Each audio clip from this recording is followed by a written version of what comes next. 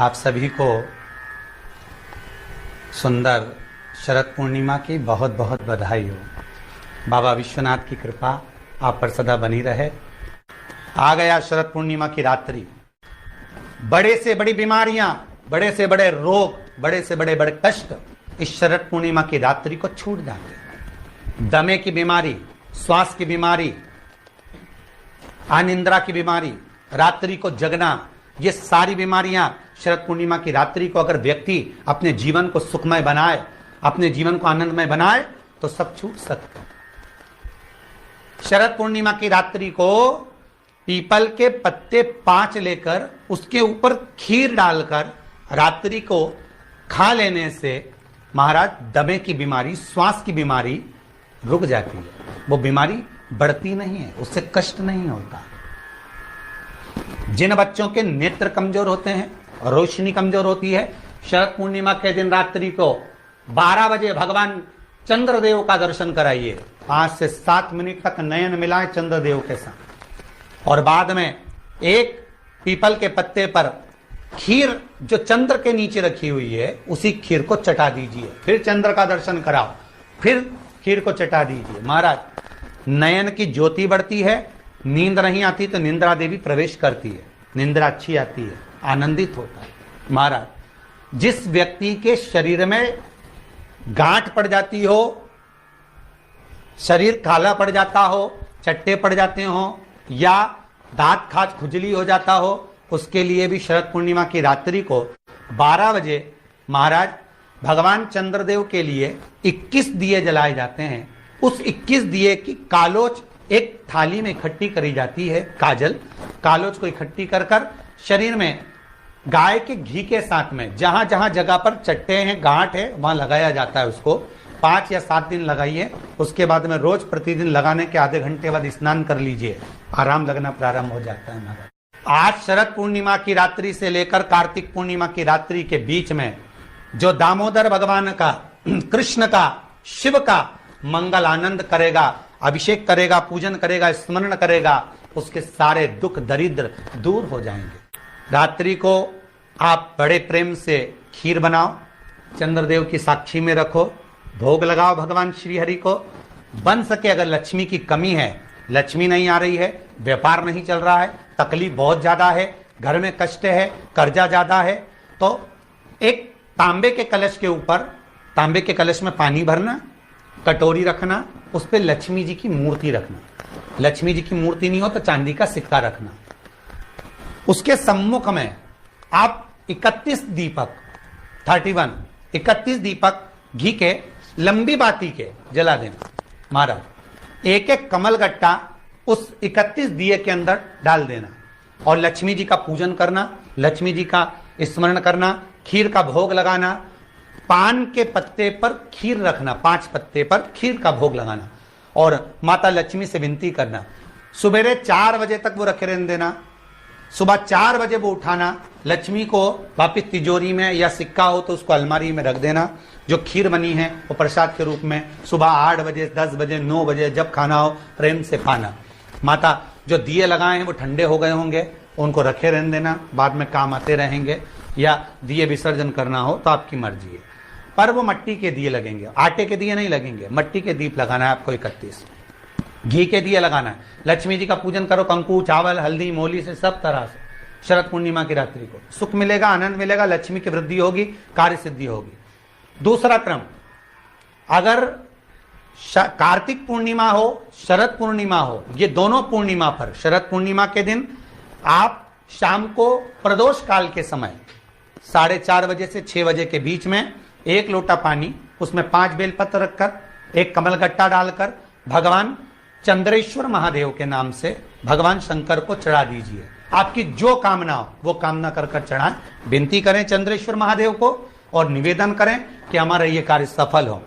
केवल शरद पूर्णिमा के दिन चढ़ाइए, कार्तिक पूर्णिमा तक क्या फल मिलता है हमको जरूर बताइए। भी शरद पूर्णिमा की रात्रि को और कार्तिक पूर्णिमा की रात्रि को गर्भवती नारी अपनी नाभि पर यदि चंद्र की दृष्टि पड़वा लेती है तो बच्चा विकलांग पैदा नहीं होता है। गर्भ से जो बालक होगा श्रेष्ठ होगा, विद्वान होगा, चतुर होगा पढ़ने में होशियार होगा, क्योंकि ये चंद्र की किरणें जब समुद्र में उछाल ला सकती हैं तो आपके जीवन में भी तरक्की ला सकती है, उछाल ला सकती है। शरद पूर्णिमा से कार्तिक पूर्णिमा के बीच में प्रयास करना।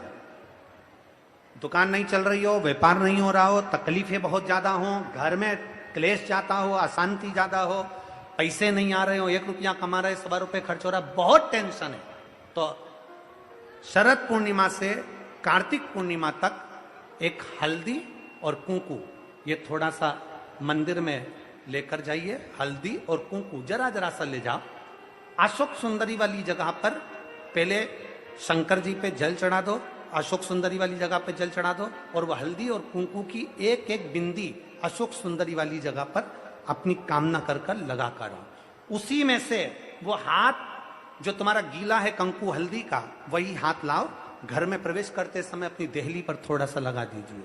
शरद पूर्णिमा से कार्तिक पूर्णिमा तक कर कर देखो, उसके बाद में फिर बताना कि मेरा देव अधिदेव महादेव ने तुम्हारी झोली भरी कि ना भरी। कहानी दिखे कहीं किसी को पास कहानी दिखे, रहते हैं, उसके लिए भी शरद पूर्णिमा के दिन तुलसी की जो डंडी होती है, बेलपत्र की जो ये डंडी है, ऐसे ही तुलसी का जो पत्ता होता है, उस पत्ते की जो डंडी होती है, उस डंडी को चंद्रमा को देखा जाता है, उस डंडी की जो कोर होती है, उस कोर को दृष्टि से मिलाया जाता है। शरद पूर्णिमा की रात्रि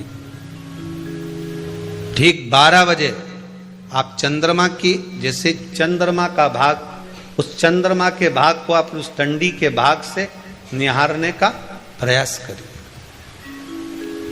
हमारा घर में आई है, घी का दिया लगाई है, उस घी के दीप को लगाने के बाद पूर्णिमा के दिन उस पर एक प्लेट थोड़ी तिरछी कर कर रख दो, जिससे उसकी कालोच, काई की, उस दीप की, घी के दीप की कालोच उस प्लेट पर आ जाए। थोड़ी सी कालोच ले लीजिए, 5-10 मिनट में आ जाएगी। उसको गाय के घी में मिलाकर आंखों में सुरमा लगाकर रात्रि को सो जाइए। 3 दिन बाद आप महसूस करेंगे कि नेत्र की ज्योति बढ़ना प्रारंभ हो रही है। पूर्णिमा का जो चंद्र है वो विशाल काय है, और उस चंद्र की पूर्णता में हमारी अभिलाषाएं भी पूर्ण हो।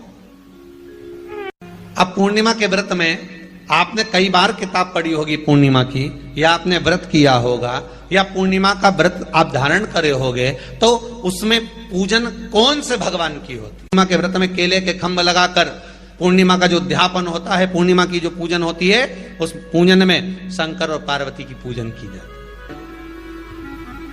शंकर और पार्वती का पूजन क्यों करा जाता है पूर्णिमा के व्रत में? क्योंकि शिव और माता पार्वती ही केवल एक ऐसे हैं जिन्होंने अपूर्ण लक्ष्मी को भी पूर्ण बना दिया था। किसको पूर्ण बनाया है? लक्ष्मी। शरद पूर्णिमा के दिन अगर आप शंकर भगवान को 1 लोटा पानी अगर शिव को समर्पित कर रहे हो, श्वेत पुष्प को रख कर शंकर जी के ऊपर सफेद फूल को चढ़ाकर अगर 1 लोटा जल भी, एक पात्र जल भी शंकर को समर्पित कर रहे हो, तो ये लक्ष्मी के लिए ही तो कर रहे हो। और कौन सी लक्ष्मी? पूर्ण लक्ष्मी। पूर्ण लक्ष्मी। आपको पहले भी कथा में कहा, एक बार भगवान विष्णु के सामने लक्ष्मी मैया ने बहुत तेज स्वर में कह दिया था, नारायण, दुनिया के लोग आपका नाम जपते हैं, दुनिया के लोग नारायण नारायण कहते हैं, दुनिया के लोग आपका भजन करते हैं, पर सत्य मायने में कहूं ना तो मेरे बिना दुनिया के लोगों की नहीं चल सकती। शरीर में रोग है, बीमारी है, काया बेकार हो रही है, तो सीधी सीधी बात शिव महापुराण की कथा कहती है, सुंदर आनंद में श्रवण कर कर आप अपने जीवन को, ये पूर्णिमा शिव महापुराण की कथा कहती है, शरद पूर्णिमा आ रही है, कुछ नहीं करना, पीपल का एक पत्ता, उस पत्ते पर थोड़ा सा चावल, थोड़ा सा चावल, पूर्णिमा की रात्रि को अपने हाथ में लेकर अपने नयनों से लगाकर शरीर पर से स्वयं उतार कर उसको दरवाजे के पास रख दीजिए पूर्णिमा की रात्रि को पूर्ण होने पर उस चावल को दूसरे दिन सूंघ कर बहते हुए पानी में डाल दीजिए। महाराज कितने भी रोग से ग्रसित हो गए, पीपल का एक पत्ता 52,000 ब्राह्मण की साक्षी कराता है। महाराज बहुत ध्यान देना, पीपल के वृक्ष में स्वयं नारायण का, मेरे कृष्ण का वास